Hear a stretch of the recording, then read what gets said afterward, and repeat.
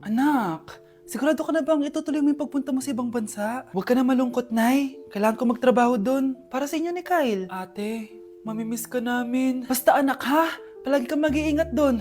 Kapag inaabuso ka nila, tawagan mo lang ako. Ano ka ba, Nay? Think positive lang tayo, ha? Sige na, baka malate pa ako sa flight ko. Bye-bye na, mamimiss ko kayo. Bye, anak. Nay, tumatawag si ate. Talaga? Hello anak, kamusta ka na? Nay, nakuha ko na sweldo ko. Nagpadala pala ako sa inyo ha, kumain kayo sa labas. Salamat sa binigay mo anak ha. Okay ka lang ba? Kapag may problema ka, tumawag ka lang ha. Opo, Nay. Mababait yung mga amo ko, huwag ka mag-alala. Nay, may pinadala si ate oh. Nakamaleta pa. Surprise, Nay! Mga damit at sapatos yan para sa inyo. Siyempre, may chocolate din. Naku anak, nag-abala ka pa. Pero salamat ha. Sana inipon mo na lang yung pinanggas mo dito. Okay lang, Nay. Tinaasan nga nila yung sweldo ko kasi magaling daw ako maglinis ng bahay. Sige anak, galingan mo palalo ha. Wow, ang daming laman! Bakit di sumasagot si Scarlett? Baka busy. Anak, tumawag na ba ate mo? Ilang araw na siyang di tumatawag ah. Nay, may tumatawag. Ay, salamat sa Diyos, tumawag na. Hello anak. Nay, may pinadala ulit sa ate. Ang bigat. Ano? Anong nawawala? Ano kaya naman nito? Hello? Hello?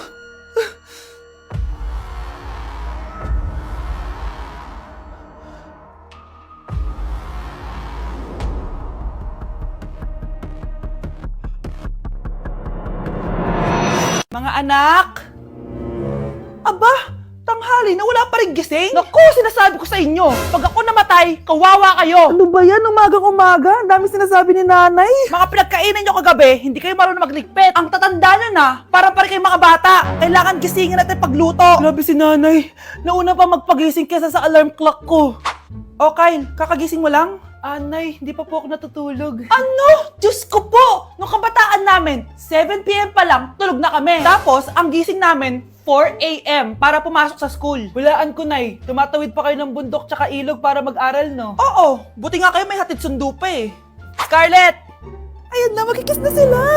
Aba, parang anak ng mayaman na. Prinsesa ka? Nay naman eh, ang init-init eh. Hindi ako nagtatain ng pera, Scarlett ha. Nagtitipid ako ng kuryente, kaya matuto kayo magtipid. Kaya gamitin niyo tong 2-in-1 Stand and Desk Fan from Tough Mama. Diba ang aesthetic? Meron tong 4-speed control, kaya sobrang lakas nito. O diba ang lakas? At syempre, matibay. Di kagaya ng relasyon nyo. Lo, magluluto na nga lang ako. Ops, bago ka magluto, gamitin mo tong stackable multi-cooker ng Tough Mama. Pwede ka dito mag-boil, pwede ka mag-fry, at marami pang iba, gaya ng steam and grill. O diba, kahit ano, magagawa mo dito. Pati pag move on sa ex mo. Bakit ang sakit mo naman magsalita, Nay? Anak, boyfriend mo ba yung anak ng kapitbahay natin? Opo, Nay. Ano? Ayoko yun. Makipaghiwalay ka na doon. Bakit naman, Nay? Mahal namin yung isa't isa. Di nga marunong magbayad ng utang yung nanay nun? Oh, ano naman kinalaman namin doon? Basta. Di kayo pwede nun. A few moments later. Babe, pumunta ka na. Tulog na si nanay. Hi, babe. Hello. Ba't parang kabado ka, babe? Kasi ayaw sa'yo ng nanay ko. Ayan na nga ba sinasabi ko? Nay! O anak, bakit nandito ka sa bahay ng babaeng yan? Nandito pala hindi marunong magbayad ng utang. Nahiya naman ako sa'yo, chismosa. Teka lang, magkano ba utang mo sa kanya, Nay? 50 pesos. 50 pesos lang yung utang niya sa'yo? 50 pesos lang? Umiiyak na? Bakit? Malaking bagay na yun sa akin. Oo, ito. Bibigyan ko kayo tig 1,000 tig isa. Ito, Nay. Manahimik ka na, magpapakasal na kami next week ng girlfriend ko, Aba, kasal agad? Dagdagan mo to! Nay naman! Magkano po ba? 10 milyon! 10 milyon? Babe, mukhang 20-50 pa tayo pwede magpakasal.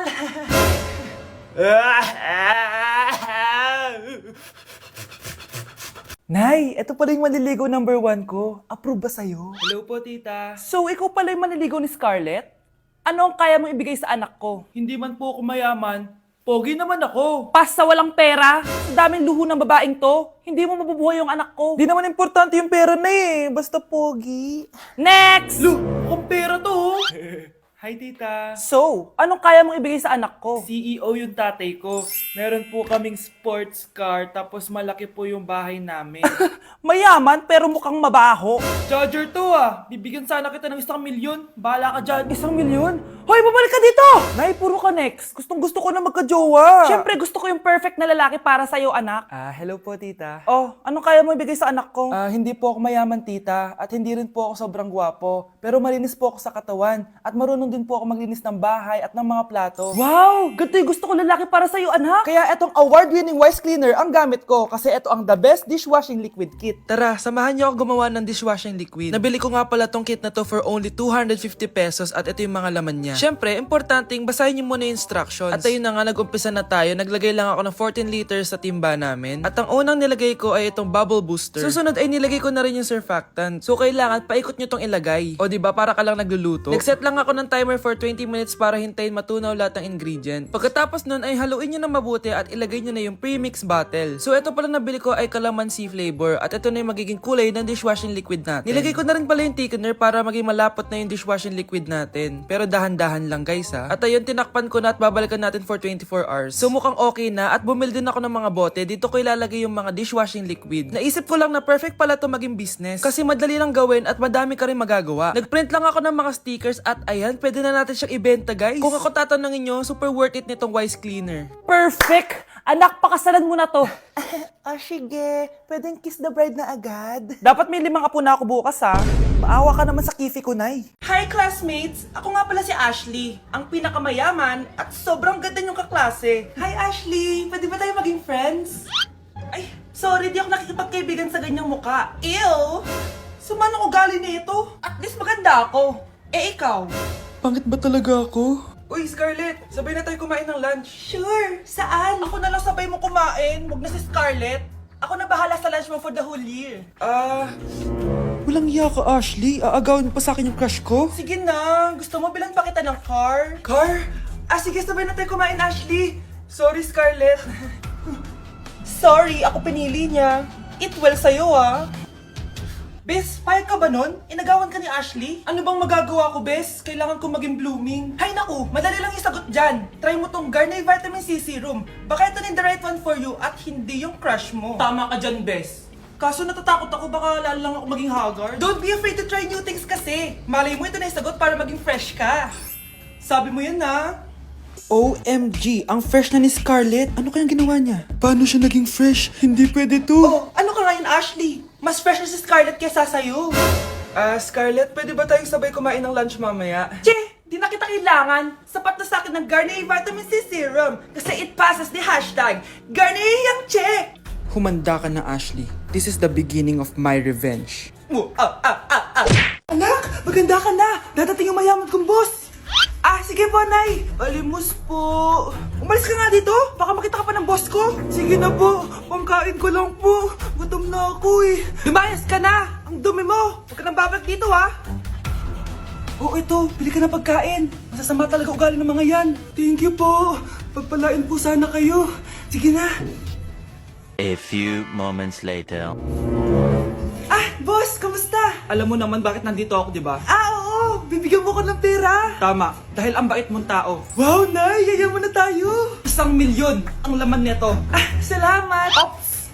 Hindi mo to deserve. Bakit naman? Ang bait ko kaya! Tumutulong kaya ako sa kapwa ko! Parang di naman, Nay. Nay! Pumasok yung mabahong pulubi, oh! Bakit nandito na naman yan? Boss, pinaalis nila ako kanina. Naalala niyo ba siya? Tauhan ko yan. Sinabihan pa akong madumi. Joke lang yun! Ito naman! Shh!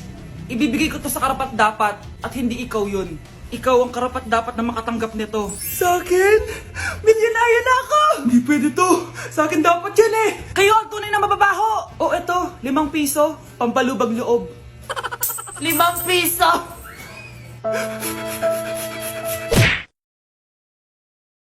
Anak, bilan mo ako ng tubig na sa 7-Eleven. Bilis na. 7-Eleven? Sige, Nay. Nay, alis na ako, Ba't may dalang maleta yun? Ano naman trip ng babaeng to? Manonood na nga lang ako. Wow, ganito pala itsura ng airport. Ang ganda. Ganito pala feeling sumakay ng airplane. Eto ba yun, yung 7-Eleven? Teka, anong oras na? Bakit di pa umuwi yung babaeng yun? Ayan, ito yung pinapabili ni nanay. Tawagan ko na nga. Ay, hello, Nay. Ito na, nabili ko na yung pinapabili mo. Nasa ka na, ha? 7-Eleven, di ba, Nay? Oo, 7-Eleven. Diyan lang sa may kanto. Ay, akala ko kahit sa 7-Eleven. Ha? Nasa ka ba? Sa Japan. Ha? Japan? Anak, maganda ka na. Bibili tayo ng bagong kotse. Talaga po, Nay? Excited na ako. Oo, anak. Kaya mag-bihis ka na. Tara na. Sige po, Nay. A few moments later. Welcome po, ma'am. Bibili po ba kayo ng kotse? Pumunta kami dito sa car shop, di ba? Baka submarine yung bibili namin. Meron po kami dito, ma'am. Bagong-bago. Murang-mura. Aba, anong tingin mo sa akin? Walang pera? Judgmental ka, ha? Di naman po sa ganun, ma'am. Tignan niyo po. Sige, titignan ko. Ang ganda, di ba, ma'am? Wow, ang ganda nga. Tapos, ang bango pa. Wow, ang ganda. Magkano ba to? 20,000 lang po yan, ma'am. 20,000? Ba't ang mura? Baka may sira to, ha? Wala pong sira yan, ma'am. Nay, ang ganda nito. Bilhin mo na. Sige, anak, bibilin ko na. Bakit tayo mabukas? Anak, teka lang, ha? Anak, paano nakalabas yun? Sino ba yung batang yun? Hello, anak. Nasaan ka? Nasa bahay po, Nay. Bahay? Huwag mo ako niloloko, ha? Malilintikan ka sa akin. Totoo nga po, Nay. Di niyo naman po ako sinama, eh. Ha? Nay, bilhin mo na tong kotse. Kumalma ka nga, Mare. Kakanood mo yun ng horror drama, eh. Manood na lang tayo dito sa Loklok. Dito, marami kang pwede panoorin at free lang to, guys. Ito nga pala yung horror na pinapanood ko ngayon. Super nakakatakot nito, guys, at super nahook ako. Oh, di ba? Ang galing. Manood na lang tayo dito. O ikaw, manood ka na rin dito sa Loklok. Ano ba? Be, boyfriend ko nga pala. Ang pogi, no? Hi, Scarlett. Pogi ba yan? Mukhang talampakan. Oo, be. May itsura siya. O, di ba? Mukhang Korean. Be, ang ganda ng makeup ko, no? Slay, di ba? Slay ba yan? Mukhang pampatay yung makeup. Oo, be. Slay! Di ba? Pwede na ako maging makeup artist. Makeup artist ng mga patay. Akin ka na lang! Ganda ng boses ko, no? Oo, be. Ang lamig ng boses mo. Ano kaya maganda i-cover next? Siguro cover your mouth na lang. Scarlett, okay ka lang? Akala mo ang pogi ng boyfriend mo? Ang pangit niya! Mukha siyang ingrown! Wala kang taste! At ikaw naman, akala mo slay ang makeup mo? Hindi! Mukha kang ililibeng! Alam ko na kung ano next na i-cover mo! Yang bibig mo! Di ka naman marunong kumanta! Ang baho pa ng hininga mo! Grabe ka naman! Sorry guys, di ko mapigilan di man lait. Okay, class. Palakpakan natin si Samantha dahil siya ang top 1 sa klase. Thank you, guys. Mag-aral din kasi kayo na maayos. Paano nangyari yun? Nag-review naman ako buong gabi, ah. Tama naman lahat ng sinagot ko sa exam. Oh, Scarlett, bawi ka na lang, ha? Ikaw ang pinaka-lowest. Talaga ba, Samantha? Alam naman nating dalawa kung sino talaga yung top 1 at hindi ikaw yun. Ilusyonada ka talaga kahit kailan. Loser! Ang dali-dali lang ng exam, di niyo pa nakuha? Ano bang ginawa mo, Samantha? Bakit perfect ka? Stock knowledge! Ko, wala ba kayo nun? Kailangan ko malaman kung anong ginawa mo, Samantha. Magre-rewind ako. Manda ka sa akin. Nakapag-rewind ako! Ikaw pala ang top 1, Scarlett? Tignan ko na lang kung sino magiging top 1 after neto. Ha? Bawal yun na! Okay, class, start na tayo. Class, magle-lesson na tayo, ha? Ma'am, bago mo ituloy yan, may kailangan ka malaman. Ano yan, Scarlett? Pinagpalit mo ni Samantha yung grades namin sa laptop niyo, ma'am. Kaya hindi dapat siya yung top 1, kundi ako. Ganyan ka na ba ka-desperada, Scarlett? Naiingit ka sa akin, no? Kasi ako yung top 1. Ako ba ang desperada, Samantha? O baka ikaw? Kitang-kita dito sa phone na ginalaw mo ang laptop ni ma'am. Ikaw pala ang top 1, Scarlett? Tignan ko na lang kung sino magiging top 1 after neto. Samantha? Bakit mo ginawa yun? Alam mo bang major offense yun, ha? Sumama ka sa akin. Ipapatawag ang mga magulang mo. Ma'am! Paano nagawa ni Scarlett yun? Alam ko walang tao nun. Paano siya nakakuha ng video? Scarlett, paano mo nagawa yun? Ha? Ang alin? Nakita kita kanina. May hawak kang relo. Tapos, bigla ka na lang nawala. Nakita mo yun, Cheska? Huwag kang maingay, ha? Dahil ang relo na to may sumpa. Ano bang meron yan sa relo mo? Dahil galing to sa